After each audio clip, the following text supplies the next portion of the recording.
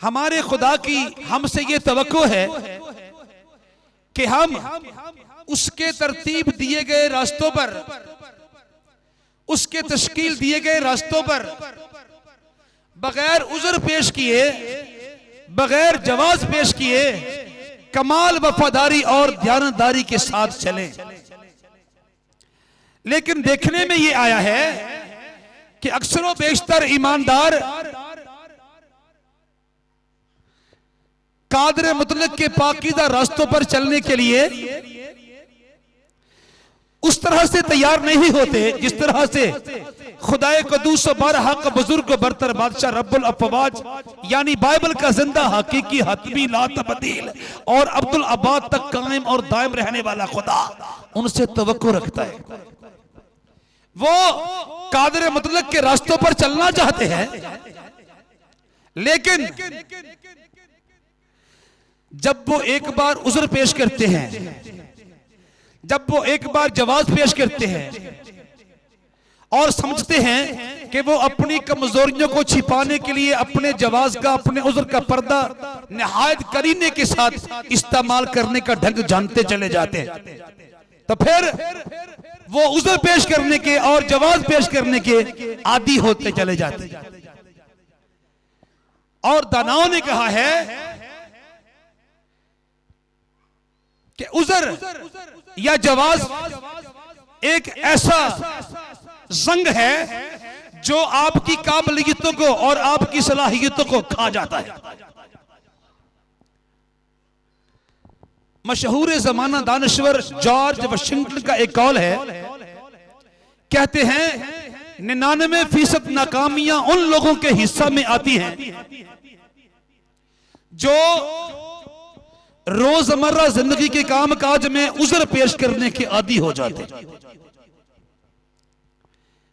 मैं खुदा के साथ चलने का जतन करती, लेकिन मेरा शोहर शराबी है।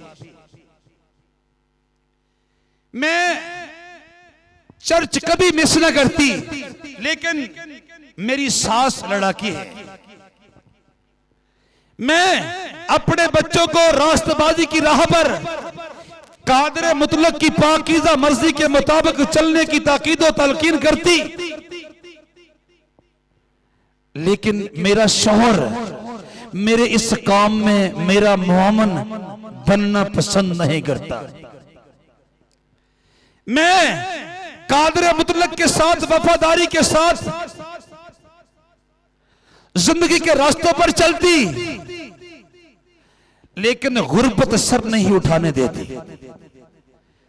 मैं कभी भी संडे के रोज चर्च से छुट्टी न करूं, लेकिन बच्चों की परवरिश करने की गरज से मुझे रिक्शा निकालना पड़ता है।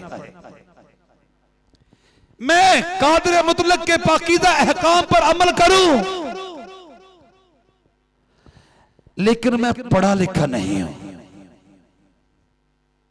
मैं कादर मुतलक के लिए बड़े बड़े काम करने का बोझ रखता हूं, लेकिन मैं एक गरीब आदमी हूं। मेरे पास मालो मता का, मेरे पास ज़राए और वसाइल का, मेरे पास मादी और जिस्मानी चीजों का कोई माकूल, कोई मुनासिब और कोई बड़ा जरिया मौजूद नहीं है। मेरे पास वसाइल और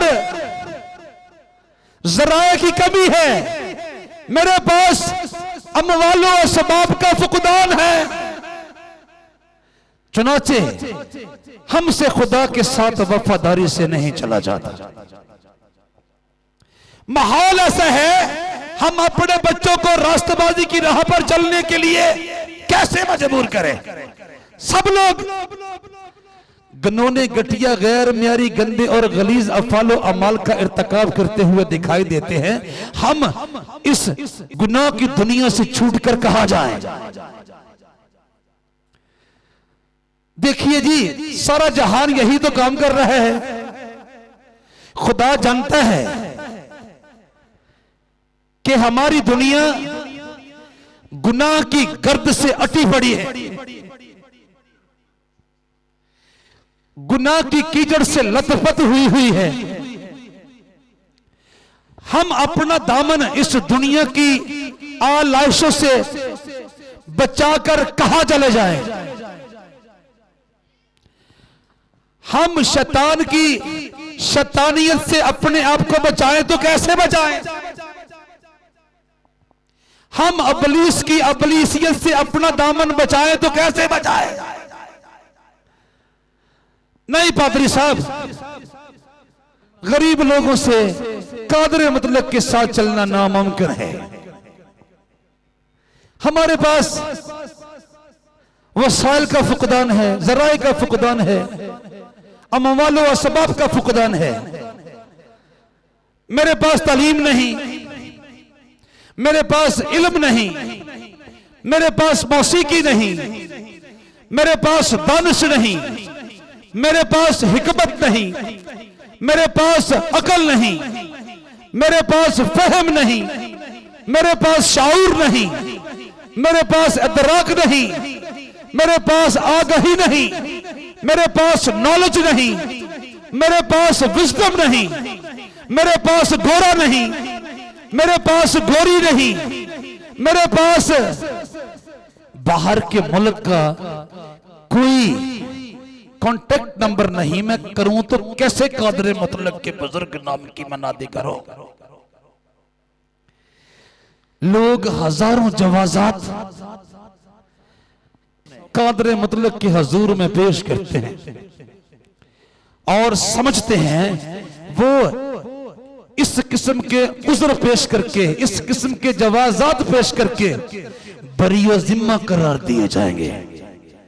और यूं वो इस किस्म के उज़्र और इस किस्म के बहाने और इस किस्म के जवाजात पेश करके अपनी जिम्मेदारियों से सुरखरू हो जाएंगे और खुदाए को दूसरे बर हक बुजुर्ग बरतर बादशाह यानी बाइबल का जिंदा हकीकी हतमी ला तब्दील और अब्दुल अबाद तक कायम और दायम रहने वाला खुदा उनके जवाजात से मुतमईन हो जाएगा।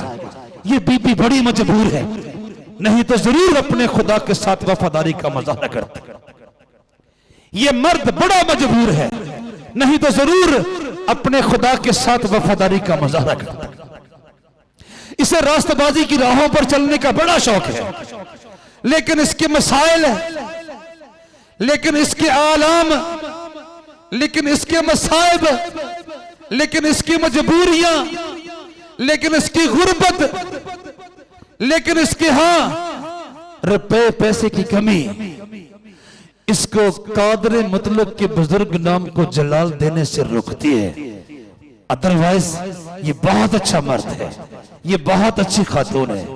सुन लीजिए भाई, बाइबल का जिंदा हकीकी हतमी ला तब्दील और अब्दुल अब्बाद तक कायम और दायम रहने वाला खुदा एक एक ईमानदार से, एक एक रास्तबाज से, एक एक खुदा शनास से और एक एक खुदा परस्त से, एक एक खुदा तरस से तवक्को रखता है कि उसके सामने हालात की दीवार कैसी भी क्यों ना हो, वाकयात की दीवार कैसी भी क्यों ना हो, हादसात की दीवार कैसी भी क्यों ना हो, खतरात की दीवार कैसी भी क्यों ना हो, सदमात की दीवार कैसी भी क्यों ना हो, मुश्किलात की दीवार कैसी भी क्यों ना हो, वो कादरे मतलब के बुजुर्ग और कुद्दूस बरहक और ला तब्दील नाम को बहरदार और बहरहाल जलाल दे और अपनी रास्तबाजी की दौड़ को बदस्तूर कायम रखे और अब्दियत की मंजिलों की तरफ भागा चला जाए और अपनी रास्तबाजी की दौड़ में बाल बराबर भी कमी ना आने दे, तब जाके उसको हयात अब्दी के देश में दाखिला मिलने के इम्कानात रोशन होंगे। कहिए हालेलुया, कहिए हालेलुया। जैसे मैंने जॉर्ज वाशिंगटन का कौल आपके सामने पेश किया, वो कहते हैं 99% नाकामियां उन लोगों के हिस्सा में आती है जो रोजमर्रा जिंदगी में उज़्र पेश करने के आदी हो जाते हैं, जो रोजमर्रा जिंदगी में उधर पेश करने की आदी हो जाते हैं। अगर मेरी सेहत दुरुस्त होती, मैं खुदा के लिए बहुत बड़े बड़े काम करता। अगर मेरी औलाद वफादार होती, मैं खुदा के लिए बहुत बड़े बड़े काम करता। अगर मेरी बीवी वफादार होती, मैं खुदा के लिए बहुत बड़े बड़े काम करता। खुदा के हजूर में ऐसी बहानेबाजी चलने वाली नहीं है, नहीं है ना।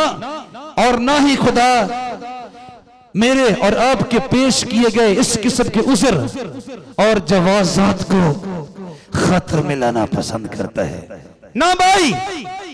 अगर हम बाइबल मुकद्दस के पाकीज़ा सफ़हात की वर्गगर्दानी करने बैठ जाएं, तो हम बहुत पीछे बाग़ अदन में चले जाएंगे और हमें दिखाई देगा कि इंसान के हाथों सरजद होने वाले सबसे पहले गुनाह की बुनियाद शक पर थी। और कादिर मुतलक की तरफ से इंसान को मिलने वाली सबसे पहली सजा की बुनियाद उज़र पर थी, जवाज पर थी, बहाने पर थी। सुन लीजिए, हम गुनाह करने का, बेवफाई करने का, कज अदाई करने का और बेराह रवी का शिकार होने का जवाज ढूंढते रहते हैं।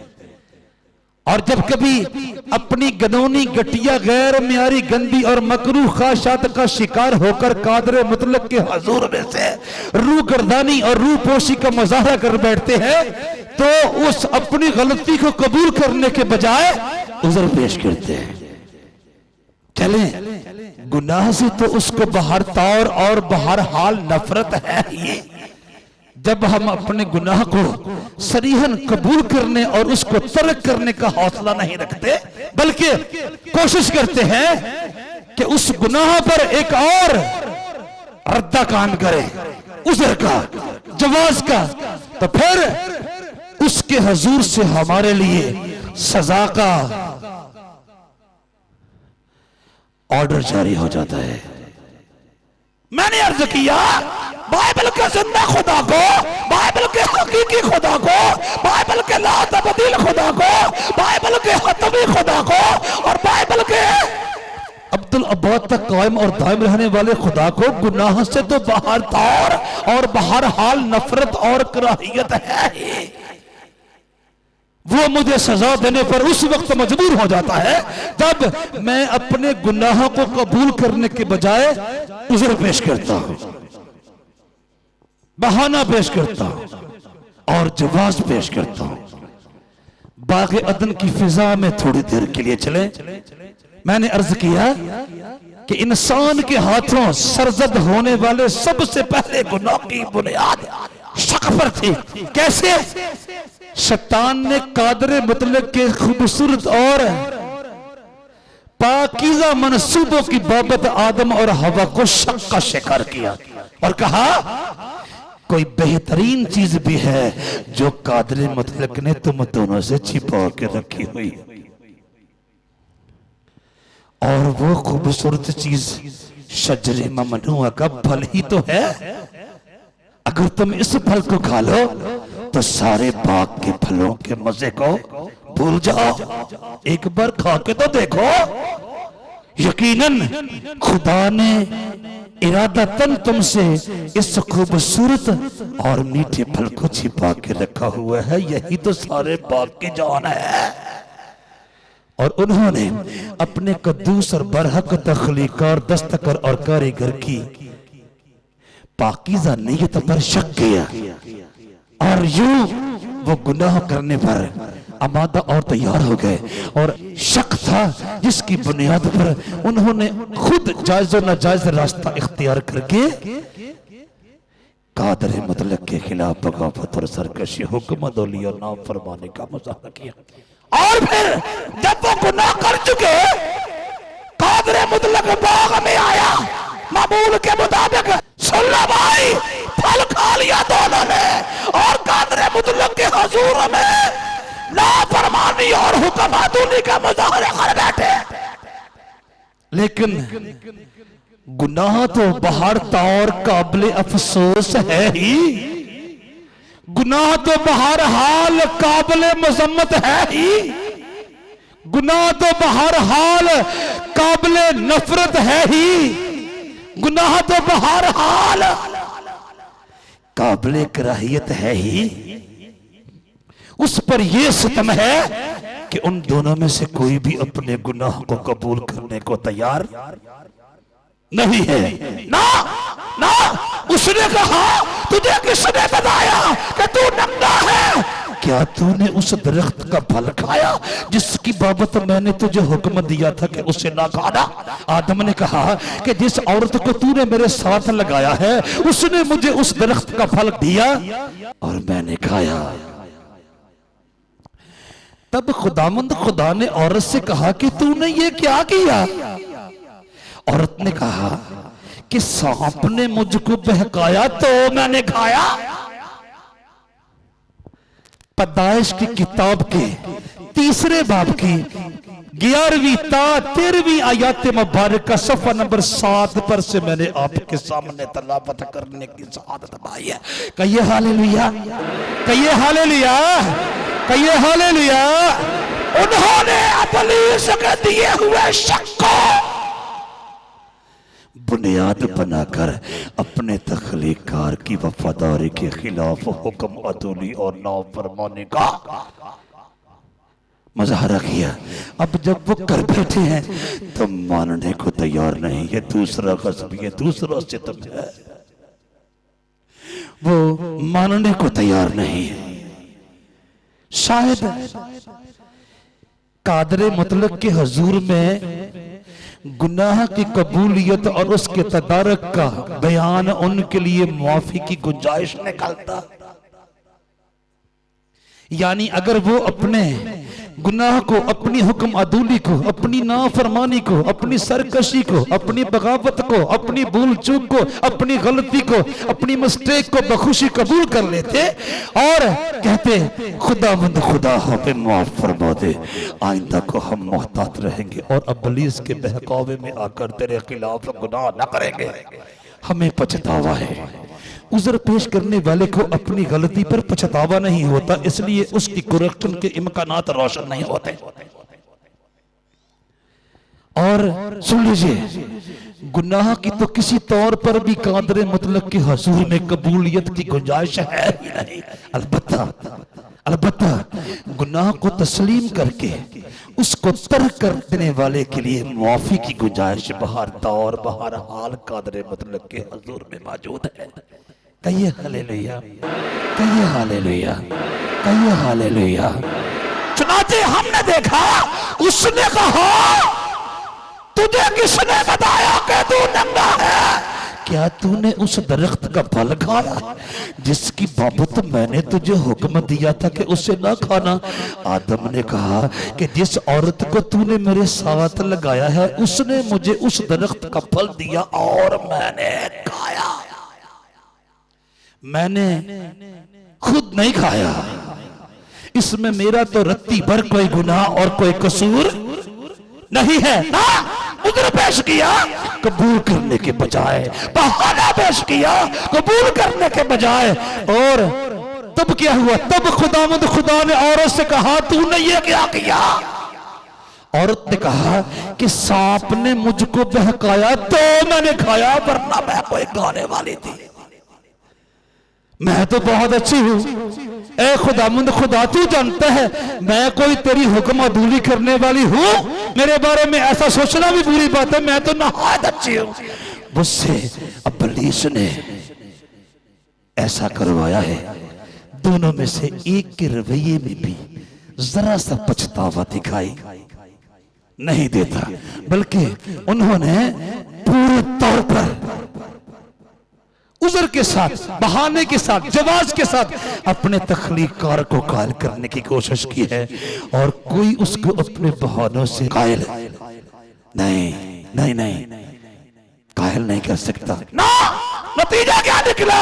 उन दोनों के रवैया जात में हल्का सा भी इशारा पछतावे का नहीं मिलता, और ना ही उन दोनों में से कोई एक भी तैयार है कि इस गलती को तस्लीम कर ले कि मुझसे मिस्टेक हुई और मैंने तेरे हजूर में नाफरमानी और हुक्म अदुली का मुजाहरा करके तेरा दिल दुखाया है, मुझे माफ फरमा और आइंदा को मैं मोहतात रहूंगा कि इब्लीस कुछ भी कहता रहे, मैं तेरे खिलाफ गुनाह ना करूं।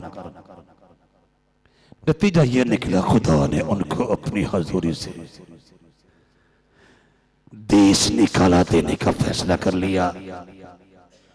ले ओए आदमा अदंदिया मालका, ओए तेरी माल की अजतों खत्म हो गए, तेरी तालबा लगी सी तलब जेड़ी मेरे कहर दी अग नाल भस्म हो गई। ले ओए बेवफावा अज ते तो शुरू बेवफाई दी रस्म हो गई, हुण तू पल भी इत्थे नहीं रह सकता, मैनू अपनी जात दी कसम हो गई। सुन लीजिए, इस फैसले के पीछे आदम और हवा के दो खास इकदाम थे।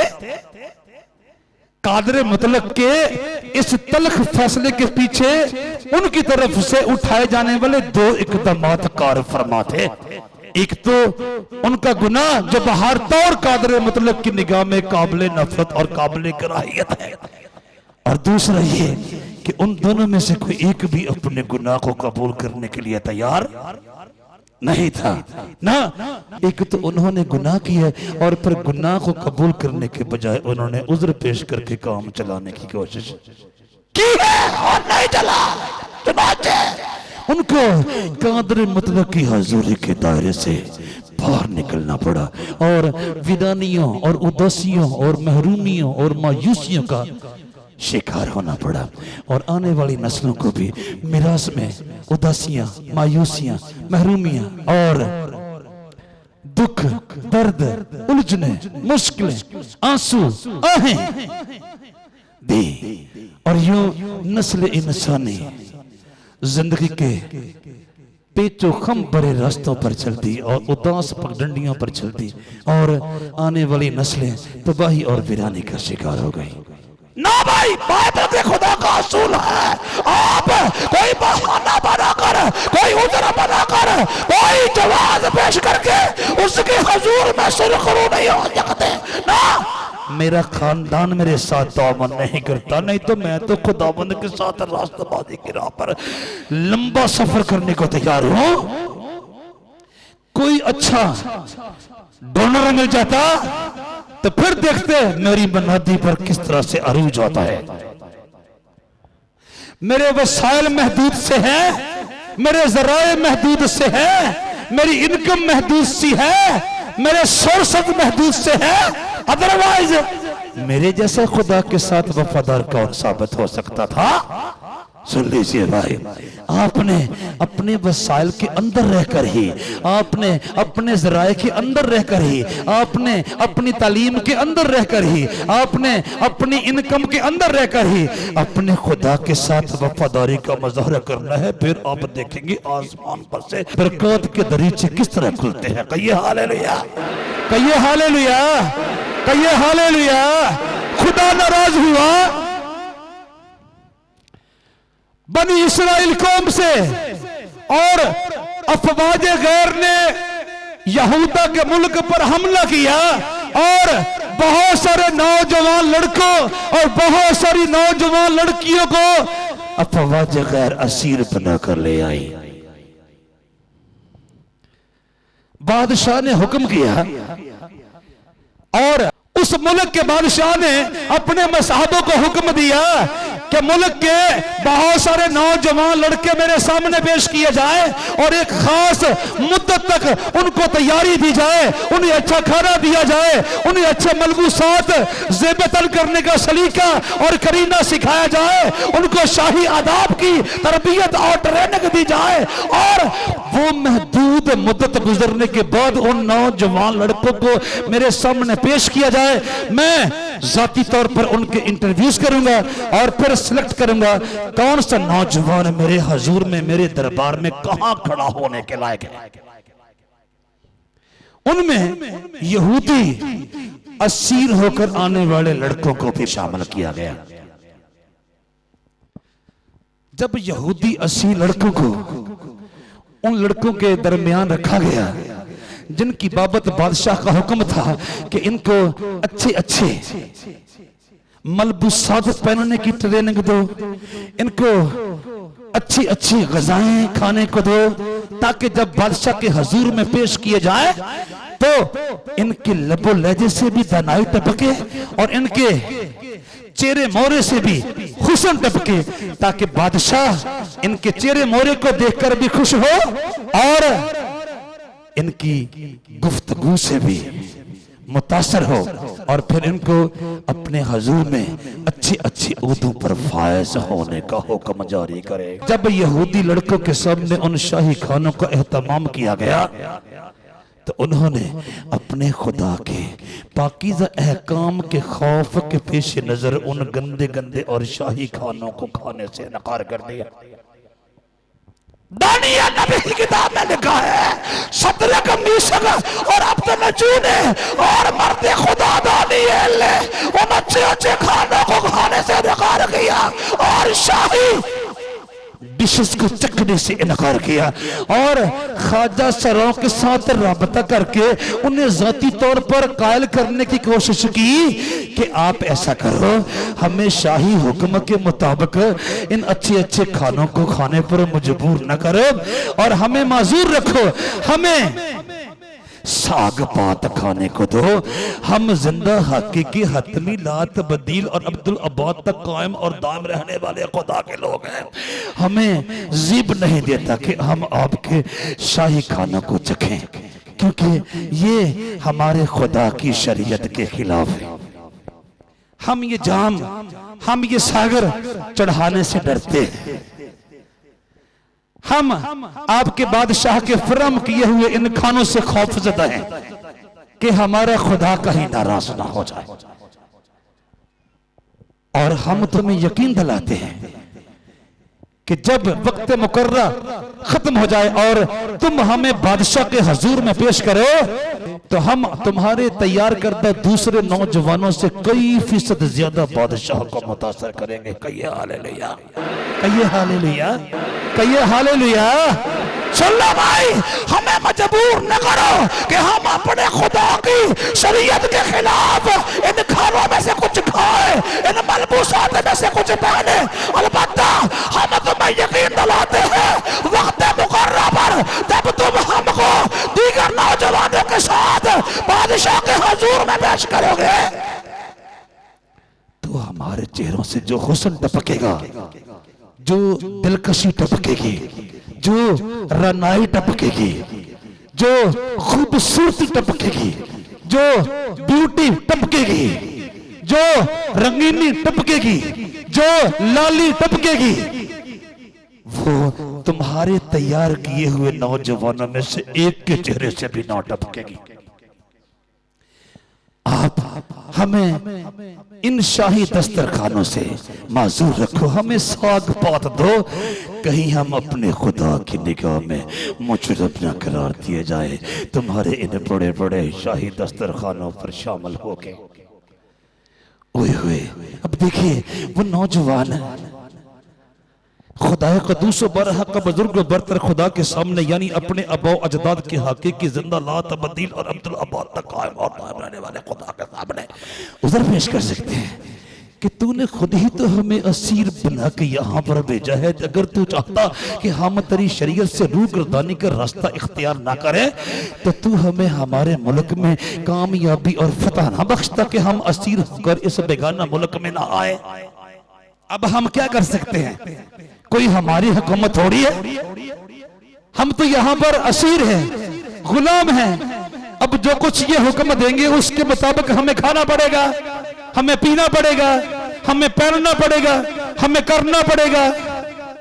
लेकिन उन्होंने अपनी असीरी को जवाज बनाकर अपने खुदा के खिलाफ गुनाह करना पसंद ना किया, ना किया। किताबें मुक़द्दस बताती है वक्त मुकर्रा पर और मुद्दत मुअय्यना पर जब कादर मतलब के वो लोग बादशाह के हुजूर में पेश किए गए तो दीगर नौजवानों से कई गुना ज्यादा उनके चेहरे पर रौनक थी, खूबसूरती थी, जाज़िबियत थी, रानाई थी, दिलकशी थी, ब्यूटी थी, सुंदरता थी, ऐसी कि बादशाह उनकी तरफ दूसरे नौजवानों से कई गुना ज्यादा राग़िब हुआ और उनके होठों से निकलने वाली दानाई से हैरानो शिश्तर हुआ और खुशी के आलम में उन यहूदी असील लड़कों को बड़े बड़े ओहदों पर अपने दरबार में फायज करने पर मजबूर हुआ। कहिए हालेलुया, कहिए हालेलुया। एक तो तूने हमें शिकस्त दी और हम असीर होकर इस मुल्क में चले आए। अगर अब हमारी सिलेक्शन का कोई रास्ता निकला ही है तो हम यूं गवा ले। हम क्या करें, हम तो उनके हाथ में कठपुतलियों की तरह है। अगर तू हमें अपनी शरीयत के मुताबिक चलाने का ख्वाहिश बनता तो हमें हमारे मुल्क में रखता, हमें फतह बख्शता। अब हम कर ही क्या सकते हैं, अब तो हम मजबूर हैं। तूने ही तो हमें उनके हाथ में कर दिया है। उन्होंने इनमें से कोई जवाब भी खुदा के हुजूर में पेश करना पसंद ना किया, ना, बल्कि उन्होंने जो हालात उनको दरपेश थे उनके अंदर रहकर अपने कादरे मतलब खुदा के अहकाम कवानीन की लाज रखने का फैसला किया। और फिर खुदा ने भी उनको हर मोड़ पर फतह बख्शी और लिखा है कि वो अपने साथ तरबियत पाने वाले नौजवानों से कई गुना ज्यादा बादशाह को पसंद आए। कई गुना ज्यादा बादशाह ने उनको पसंद किया। हालांकि दीगर नौजवानों ने शाही खुराक खाई, शाही दस्तरखान से लुत्फ अंदोज हुए, लेकिन उन नौजवानों ने साग पात खाकर भी अपने खुदा की कुदरत के साथ बादशाह को कायल किया। कहिए हालेलुया।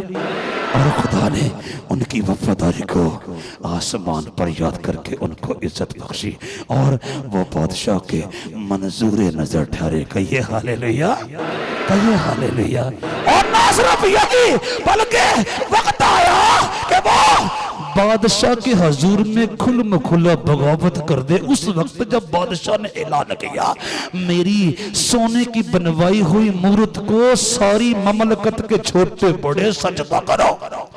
उन्होंने कहा, बादशाह हम तेरी 100 बात मानने को तैयार है, लेकिन जहां तक हमारी इबादत तो बंदगी का ताल्लुक है, हमारी शरीयत के मुताबिक हम अपने जिंदा खुदा के सिवा किसी और जात के सामने सजदा रेज़ हो, ये हमारे लिए नामुमकिन होगा।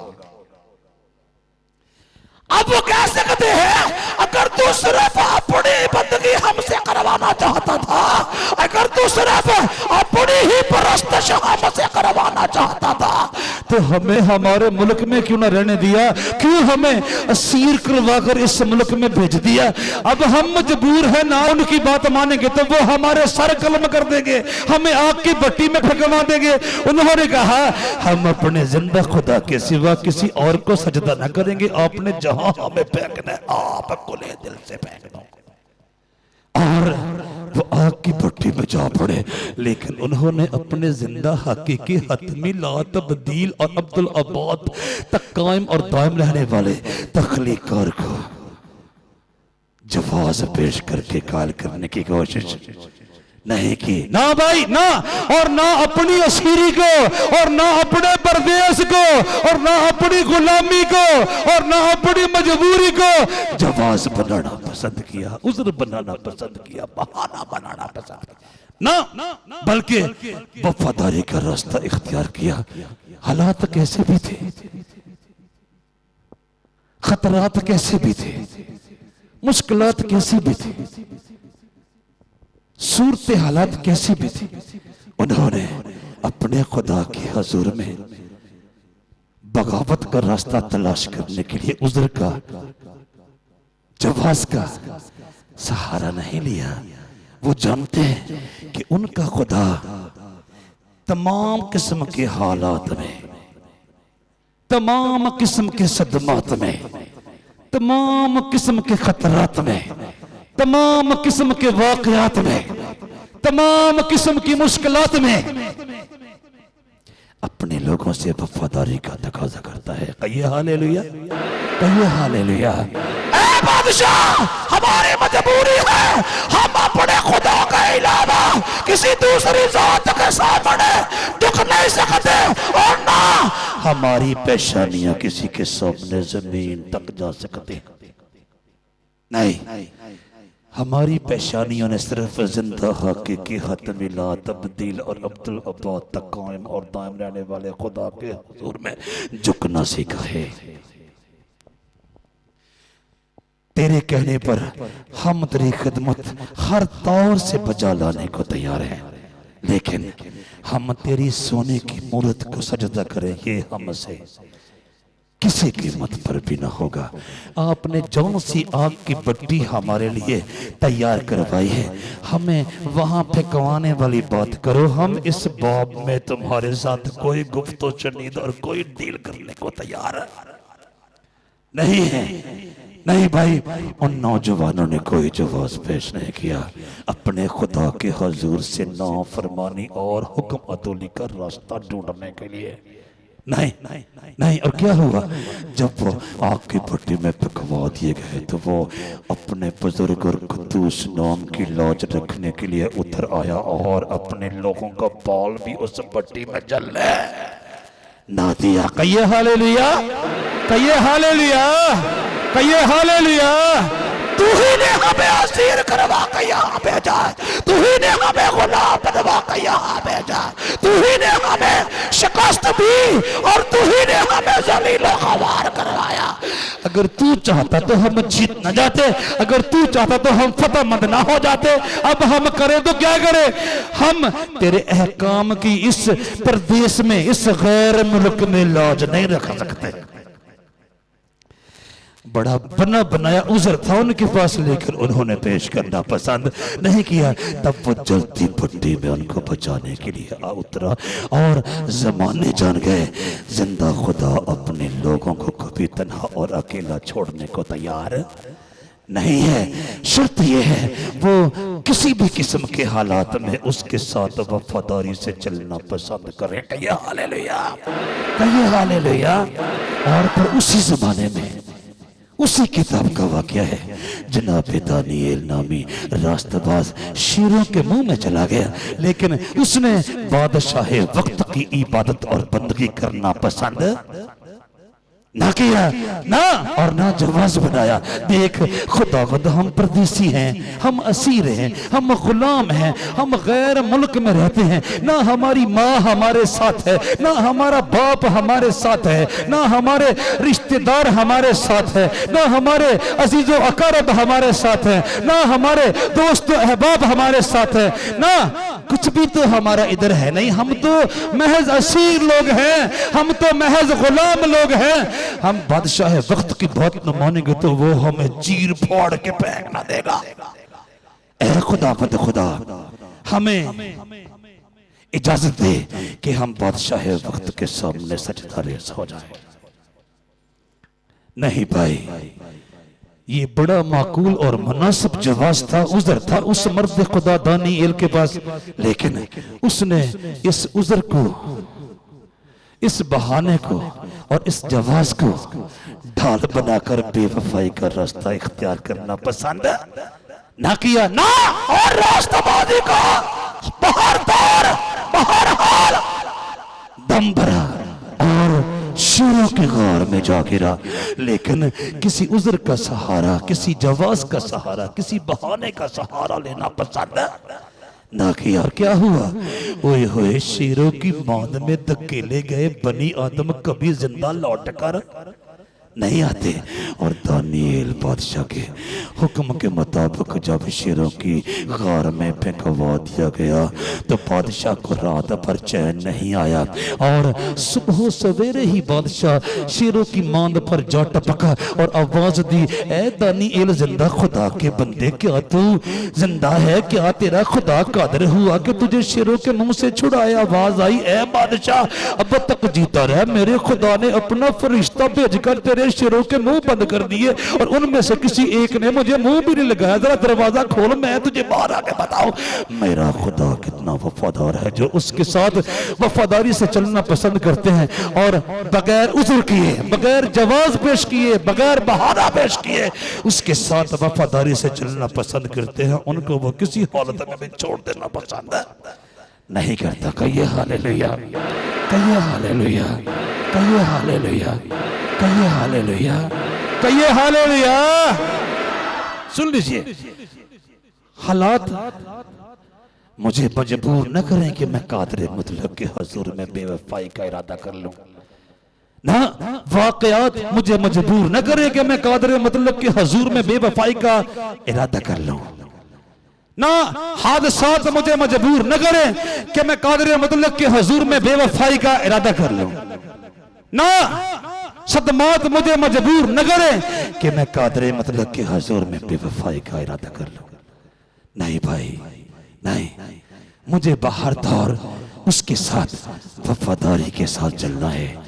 सुन लीजिए भाई, मैं ये जवाब नहीं पेश कर सकता कि मुझे किसने बहकाया, कहां बहकाया, मेरी गुर्बत ने मेरे साथ क्या खेल खेला, मेरे मसाइल ने मेरे साथ क्या खेल खेला, मेरी बीवी ने मेरे साथ क्या खेल खेला, मेरे बच्चों ने मेरे साथ क्या खेल खेला, मेरी कलीसिया ने मेरे साथ क्या खेल खेला, मेरे इदारे ने मेरे साथ क्या खेल खेला, मेरे बॉस ने मेरे साथ क्या खेल खेला, मेरे हालात ने मेरे साथ क्या खेल खेला, मेरे कुर्ब जवार ने मेरे साथ क्या खेल खेला।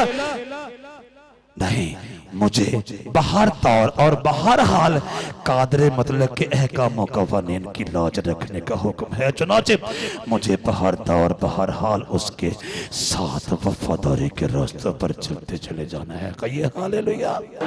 किसी चीज को जवाज बनाकर, उज़्र बनाकर कादरे मतलब के हुजूर से बगावत और सरकशी का रास्ता तलाश करने की कोशिश नहीं करनी। मसीह खुदावंद अपने शागिर्दों के हमरा महवे सफर है और आपकी राह में एक शहर आता है जिसका नाम है यरीहो। उस शहर का एक बाशिंदा है जो महसूल के महकमे का सरदार है और दौलतमंद आदमी है, जाना पहचाना आदमी है उस इलाके का। और उसमें एक नक्श है, नक्श ये है कि वो कद का छोटा है। उसने मसीह खुदावंद के बड़े बड़े मौजज़ात की बड़ी धूम सुन रखी है, बड़े चर्चे सुन रखे हैं, बड़ी शर्त सुन रखी है और उसके मन में ये तमन्ना अंगड़ाइयां ले रही है, उसकी रूह में ये आरज़ू अंगड़ाइयां ले रही है कि उस स्वामी का दीदार किया जाए, उस स्वामी का दर्शन किया जाए, उस स्वामी को देखा जाए, उस स्वामी के चेहरे मुबारक पर खलूस की एक नजर डाली जाए। ये कौन आदमी है जिसके बड़े बड़े कामों के चर्चे, बड़ी तमन्ना लिए मसीह खुदावंद का दर्शन लेने के लिए अपने घर से निकला है। अंजील मुक़द्दस बताती है उसके पास एक जवाज है, बड़ा माकूल सा कि वो कद का छोटा है और भीड़ इतनी ज्यादा है कि वो अपने छोटे कद के बायस मसीह खुदावंद का दर्शन लेने में कामयाब होता हुआ दिखाई नहीं दे रहा। अब उसके पास जवाजात तो बड़े मकबूल और मौजू और मुनासिब से हैं कि भीड़ इतनी ज्यादा है, उसका कद नहायत छोटा है, वो मसीह खुदावंद को देखे तो किस तरह से देखे। चाहिए था कि वो नाकाम होकर अपने घर को लौट जाता, क्योंकि उसके पास उज़्र और जवाज तो मकबूल थे, लेकिन उसने ऐसा नहीं किया। उसने अपने छोटा होने के उज़्र को भी पसे पुश्त फेंका और उसने उस जम्मे गफीर के उज़्र को भी पसे पुश्त फेंका और उसने अंदाजा लगाया मसीह खुदावंद इसी पगडंडी पर से गुजरते हुए जाएंगे। उसने मसीह खुदावंद का दीदार लेने के लिए मंसूबा बनाया। क्या वो मसीह खुदावंद के रास्ते पर उगे हुए एक गुलर के पेड़ की एक शाख पर लटक के बैठ जाएगा, ताकि जब मसीह खुदावंद नीचे से गुजरेंगे और कुछ ना होगा तो कम से कम एक पल के लिए उनके चेहरे मुबारक पर एक नजर डालने का मौका तो हाथ आएगा ना। और उसने किसी जवाब को, किसी उज़्र को इस्तेमाल में लाए बगैर अगला मनसूबा तैयार करके उस मनसूबे पर अमल करने के लिए दौड़ लगा दी और जाकर पेड़ के ऊपर लटक के बैठ गया।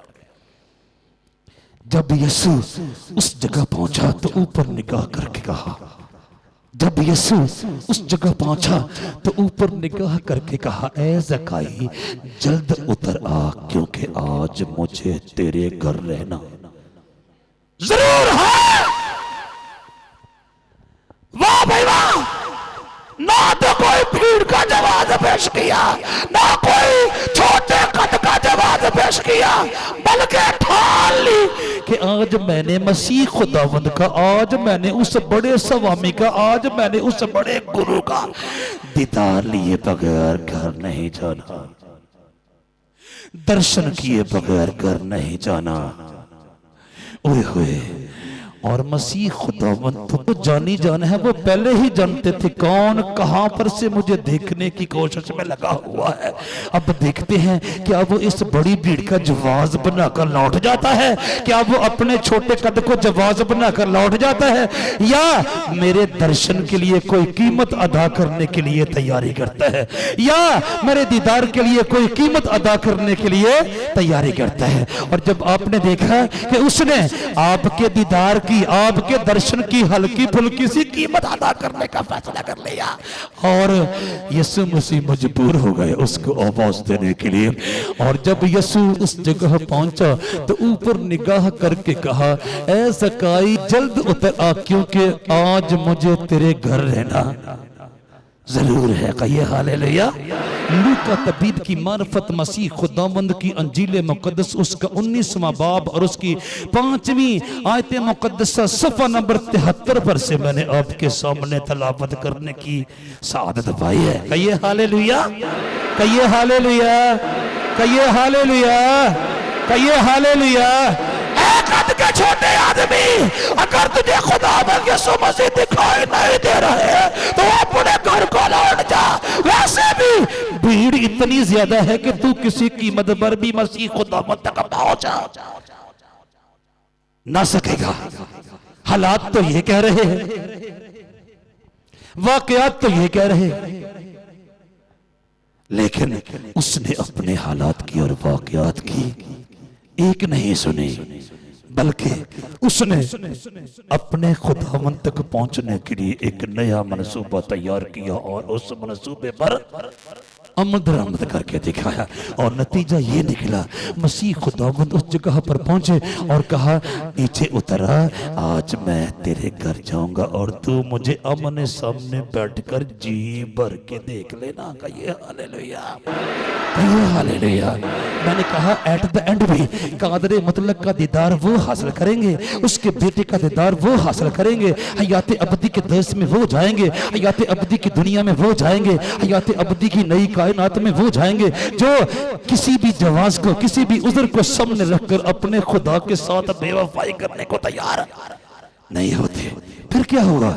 अगर मैं और आप अबदी निजात पाने के मुतमन्नी है तो फिर उज़्र और बहाना और जवाज तो बिल्कुल अपनी जिंदगी से निकाल ही दीजिए ना।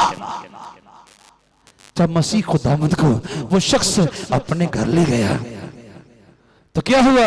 वो मसीह खुदावंद के अपने सामने बैठा और उसके अंदर की मैल कुचैल उतरना शुरू हो गई, उसके अंदर का गंद मंद उतरना शुरू हो गया, उसके अंदर की दीमक उतरना शुरू हो गई, उसके अंदर का जंग उतरना शुरू हो गया, उसके अंदर की कीचड़ उतरना शुरू हो गई, उसके अंदर का गर्द गुबार उतरना शुरू हो गया और उसके अंदर की काई उतरना शुरू हो गई।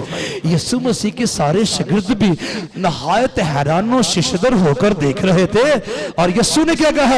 यीशु ने उससे कहा, आज इस घर में, आज इस घर में निजात आई है। इसलिए कि ये भी इब्राहिम का बेटा है, क्योंकि इब्ने आदम खोए हुओं को ढूंढने और निजात देने आया है। कहिए हालेलुया, कहिए हालेलुया, कहिए हालेलुया, कहिए हालेलुया, कहिए हालेलुया, कहिए हालेलुया।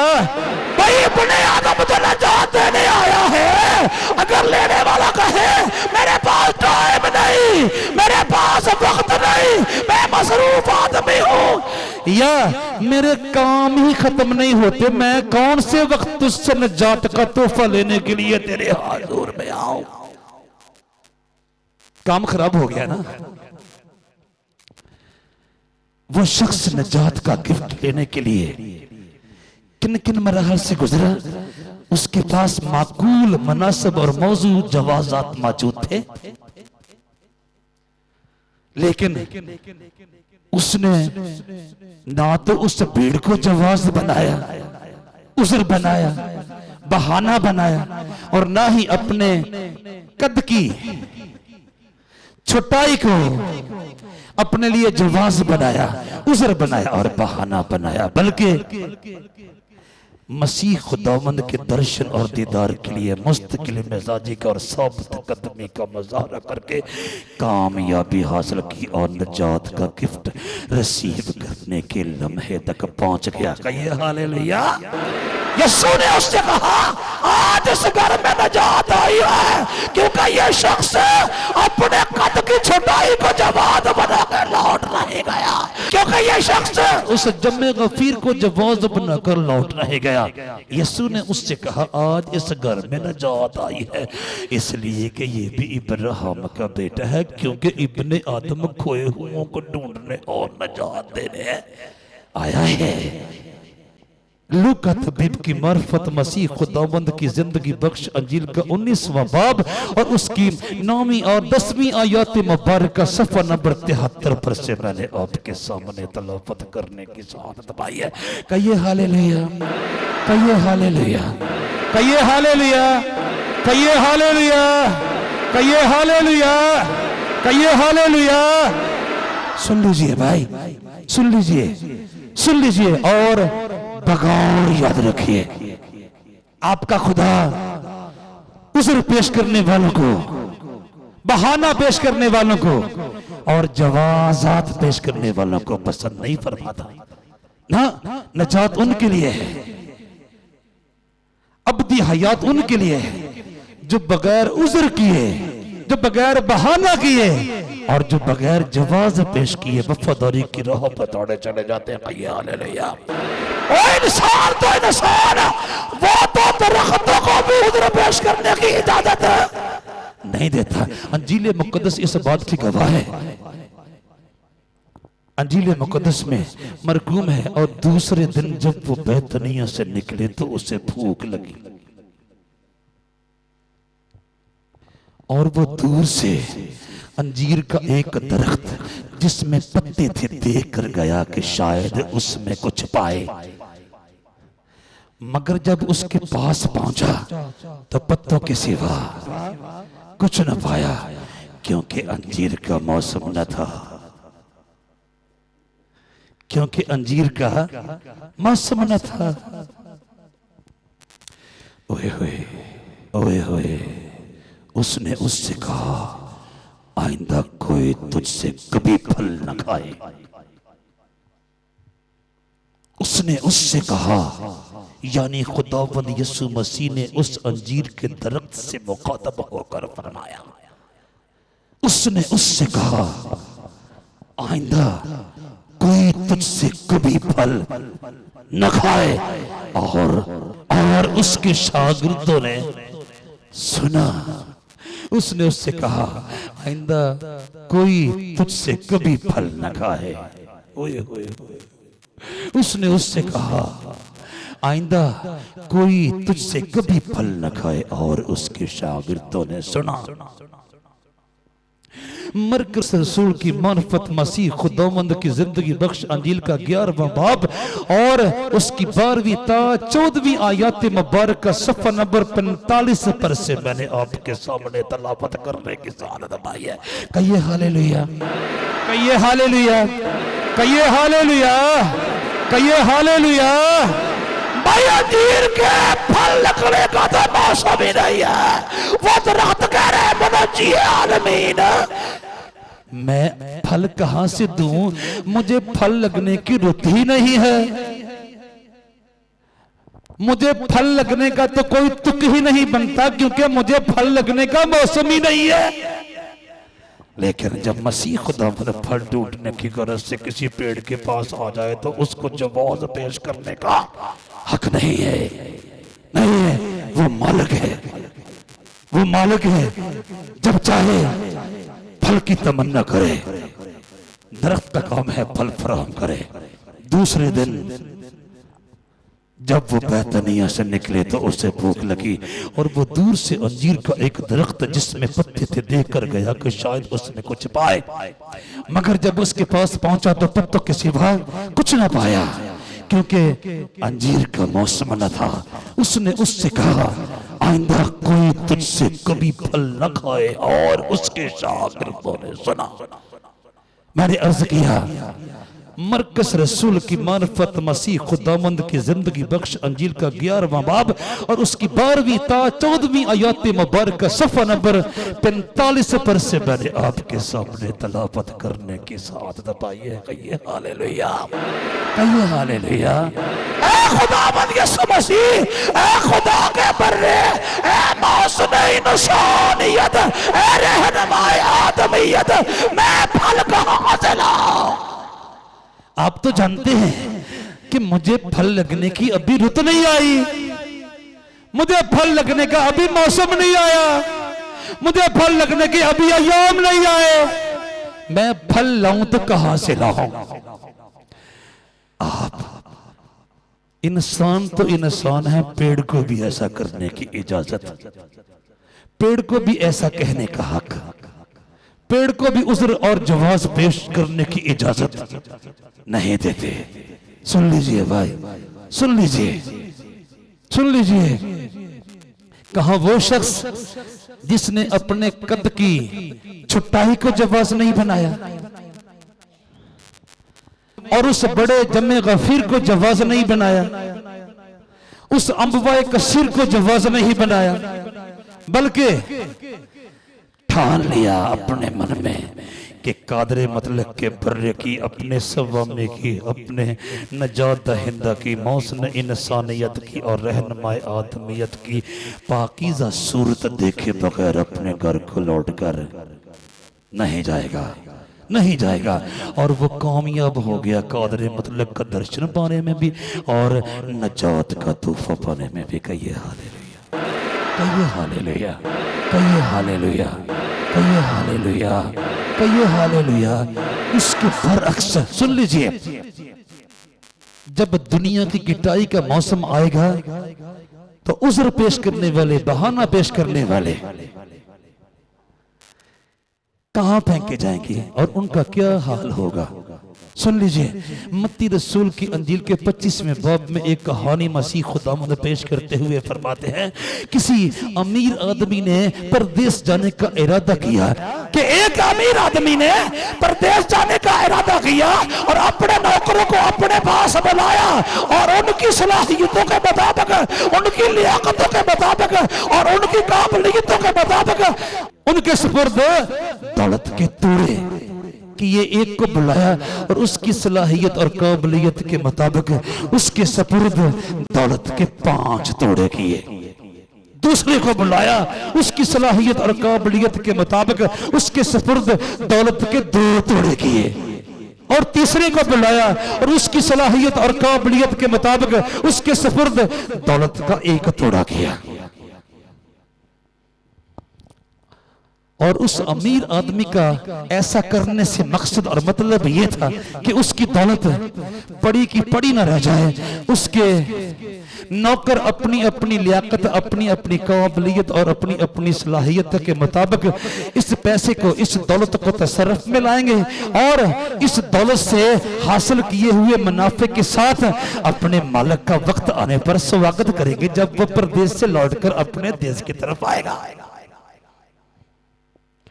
लीजिए, मसीह खुदावंद फरमाते हैं उस अमीर आदमी का वो सारे का सारा सफर तमाम हुआ और उस अमीर आदमी के अपने देश की तरफ लौटकर आने के दिन आए। जब वो लौटकर आया तो उसने अपने नौकरों को अपने हजूर में याद करना था, सो किया।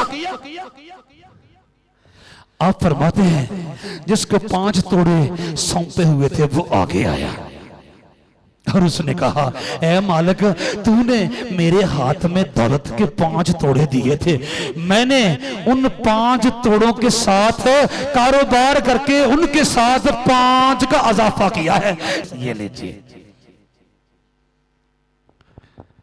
दूसरा आया, उसने कहा, ऐ मालिक, आपने मुझे दयानतदार और काबिल नौकर जानकर 2 दौलत के तोड़े दिए थे, मैंने उनके साथ कारोबार करके 2 तोड़े और कमाए हैं, ये आपकी खिदमत में हाजिर हैं, आप मुबारक हो, आप अच्छे मालिक।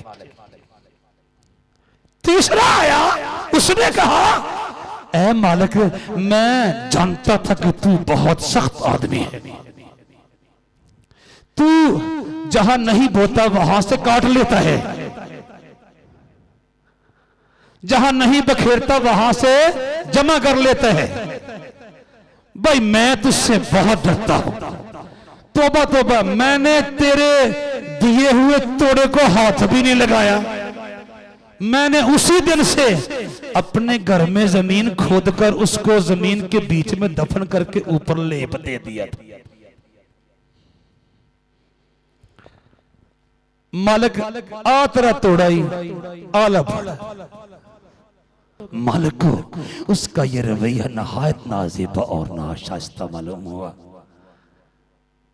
मालिक ने अपने नौकरों से कहा, इस गुस्ताख नौकर के हाथ से ये दौलत का तोड़ा ले लो और जिसने सबसे ज्यादा कमाई की है उसके हाथ में दे दो, क्योंकि मेरा असूल ये है कि जिसके पास ज्यादा है उसको और दे दो ताकि उसके पास और ज्यादा हो जाए, और जिसके पास नहीं है उससे वो भी ले लो जो उसके पास है ताकि वो खाली दामन तही दामन हो जाए। निकम्मा और नकारा नौकर।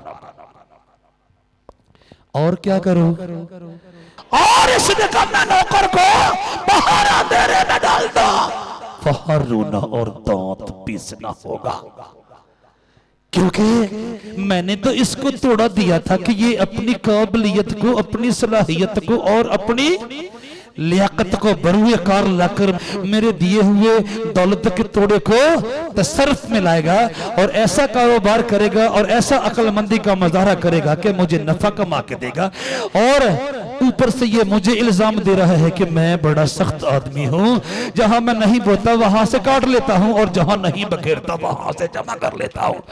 इस निकम्मे आदमी से ये तोड़ा ले लो और उसको दे दो जिसने मेरी दौलत के साथ मुनाफा कमाने की कोशिश की है। जान पहचाने के साथ कहिए हालेलुया, कहिए हालेलुया, कहिए हालेलुया। ऐ मालिक, इसका क्या करना है? और इस निकम्मे नौकर को बाहर अंधेरे में डाल दो, वहां रोना और दांत पीसना होगा। मत्ती रसूल की अंजील के 25वें बाब की 30वीं आयत मुकद्दसा सफ़ा नंबर 30 पर से मैंने आपके सामने तलावत करने की सआदत पाई है। कहिए हालेलुया, कहिए हालेलुया। उज़र, जवास और बहाना एक लानत है, वो कभी भी आपको अपने अफ़ाल अमाल की करेक्शन का मौका ना देंगे। नहीं भाई, नहीं, मुझे अपने खुदा के हजूर में बाहर तौर और बाहर हाल वफादारी के साथ चलना है। जहां मुझसे गलती हो जाए मुझे खुले दिल के साथ उसके सामने अपनी गलती का एतराफ करके आइंदा को उस गलती से गुरेज करने का अहद करके अपने खुदा के साथ रास्तबाजी की राहों पर दौड़े चले जाना है।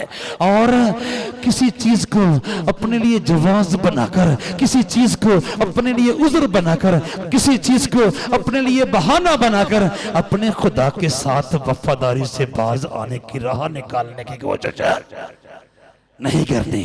नहीं भाई, नहीं। और ये नहीं कहना मुझे खबर थी कि तू बड़ा सख्त आदमी है। तू जहां नहीं बोता वहां से काट लेता और जहां नहीं बखेरता वहां से जमा कर लेता है। चुनाचे मैंने तेरे दिए हुए इस तोड़े को इस्तेमाल करने की कोशिश नहीं की, जुर्रत नहीं की, हिम्मत नहीं की। ना, जो कुछ उसने मुझे दिया है, जितने वसाइल उसने मुझे दिए हैं, जितने जराए उसने मुझे दिए हैं, जितने मवाक़े उसने मुझे दिए हैं, जितनी अकल उसने मुझे दी है, जितना फहम उसने मुझे दिया है, जितना इल्म उसने मुझे दिया है, जितना इदराक उसने मुझे दिया है, जितना शाऊर उसने मुझे दिया है, जितनी आगाही उसने मुझे दी है, जितनी समझ उसने मुझे दी है, जितनी बूझ उसने मुझे दी है, जितना नॉलेज उसने मुझे दिया है और जितनी विजडम उसने मुझे दी है, उसको पूरी वफादारी और दयानतदारी के साथ इस्तेमाल करके अपने खुदा के लिए जलाल जलाल जलाल पैदा करना है, ताकि आखिरकार मैं बहानेबाजों में शुमार न किया जाऊं। ना ना। और जैसा कि हमने बाइबल मुकद्दस की पाकीज़ा आयात में से एक जायजा पेश किया है कि बहुत सारे लोगों ने अपने लिए बहुत सारी चीजों को जवाजात के तौर पर पेश करके अपने खुदा के हुजूर से घाटे का ऐलान सुना। और बहुत सारों ने अपने खुदा के हुजूर में बड़े बड़े बहानों को भी पेश करना पसंद न किया, जो बिल्कुल उनके हाथ की हथेली पर रखे हुए थे, लेकिन उन्होंने दूर पटक दिए और अपने खुदा के हुजूर में बाहर तार बाहर हाल वफादारी का मुजाहरा करके उसके हुजूर से शाबाश लेने का इस्तिकाक, शरफ और एजाज आया। सुन लीजिए, एट द एंड इस गुस्ताख नौकर की तरह अगर मैंने और आपने उसके हुजूर में बेवफाई के बहाने तलाश कर लिए, उज़्र तलाश कर लिए, जवाज़ात तलाश कर लिए, तो सुनना पड़ेगा इस निकम्मे नौकर को बाहर अंधेरे में डाल दो, वहां रोना और दांत पीसना होगा। नहीं भाई, मेरे भाइयों मेरी बहनों, मुझे और आपको हर हाल में वफादारी का मुजाहरा करना है और मसीह खुदावंद के इस कॉल को कभी फरामोश नहीं करना कि जान देने तक भी वफादार रह तो मैं तुझे जिंदगी का, जान देने तक भी वफादार रह तो मैं तुझे जिंदगी का ताज दूंगा। मकाशफा की किताब के दूसरे बाब की 10वीं आयत मुकद्दसा 243 सफ़ा पर से मैंने आपके सामने तलावत करने की सादत पाई है।